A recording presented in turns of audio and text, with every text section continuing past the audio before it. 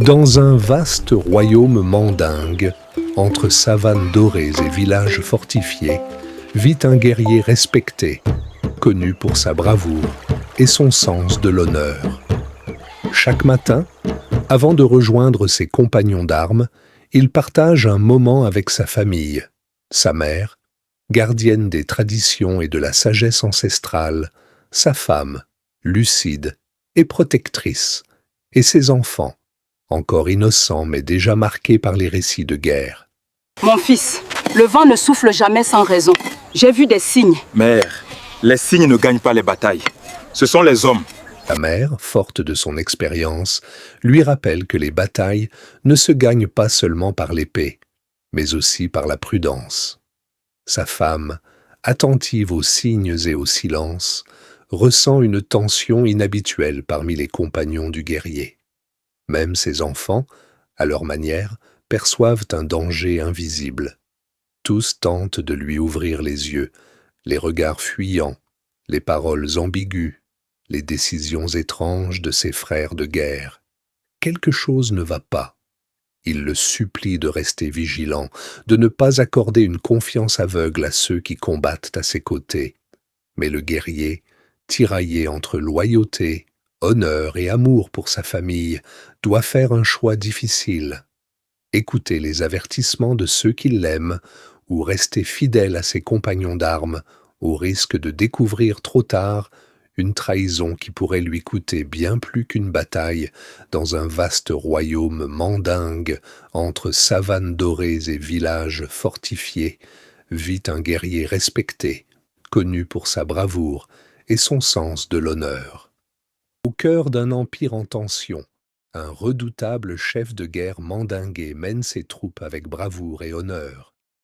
Héritier des traditions ancestrales inspirées de l'épopée de Sundiata Keita, il incarne la loyauté, le courage et la sagesse des anciens. Alors qu'une bataille décisive éclate contre des forces djihadistes déterminées à renverser l'ordre établi, le chef de guerre avance avec confiance, entouré de ses frères d'armes, des hommes avec qui il a combattu, saigné et triomphé. Mais au cœur du chaos, alors que les sabres s'entrechoquent et que les tambours de guerre résonnent, une trahison inattendue se prépare. Certains de ses plus proches alliés, séduits par des promesses de pouvoir ou manipulés par la peur, Pourquoi reculez-vous? Alors, c'était vrai. J'aurais dû écouter. fondre et le héros se retrouve isolé, pris entre deux feux. Dans un moment suspendu entre la vie et la mort, il doit faire face à l'impensable, la trahison de ses propres frères. Entre rage, douleur et détermination, il choisit de ne pas fuir, mais de se battre jusqu'au bout pour son honneur, son peuple et les valeurs qu'il incarne. Raconte, mon fils, écoute la voix de celle qui t'a porté avant que le monde ne t'appelle chef. Ne crois jamais que ta force te rend invincible. L'arbre le plus solide tombe quand il oublie que ses racines le nourrissent. Reste humble, même quand les hommes chantent ton nom. Méfie-toi des louanges faciles. Ceux qui applaudissent le plus fort ne sont pas toujours ceux qui te défendront dans l'ombre. Observe les silences, car ils parlent plus vrai que les cris. Protège ton esprit autant que ton corps. Une lance peut être évitée, mais une mauvaise décision peut détruire tout un royaume. Réfléchis avant d'agir, même lorsque la colère brûle en toi. N'accorde pas ta confiance trop vite, même à ceux qui marchent à tes côtés. La trahison naît souvent là où l'on s'y attend le moins, mais ne deviens pas dur au point d'oublier d'aimer, car un cœur fermé est déjà une défaite. Souviens-toi de ton peuple. Un chef n'est pas celui qui commande, mais celui qui porte les souffrances des siens sans plier.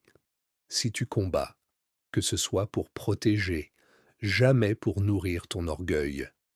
Écoute les anciens et respecte leurs paroles. Leur expérience est une arme que le temps a aiguisée. Celui qui refuse d'apprendre répète les erreurs des morts. Et quand la nuit sera lourde et que le doute viendra, rappelle-toi d'où tu viens. Tu es mon fils avant d'être un guerrier. Ta vie a plus de valeur que toutes les batailles. Va, mais marche avec sagesse. Combat, mais garde ton âme intacte. Et reviens, toujours. Cette histoire est une fiction et est inspirée d'un fait réel. Entre instinct et réalité, Tu es mon fils avant d'être un guerrier. Ta vie a plus de valeur que toutes les batailles. Va, mais marche avec sagesse. mais elles nous préviennent tout temps. Abonnez-vous à Miroir 223 pour plus d'histoires de la vie.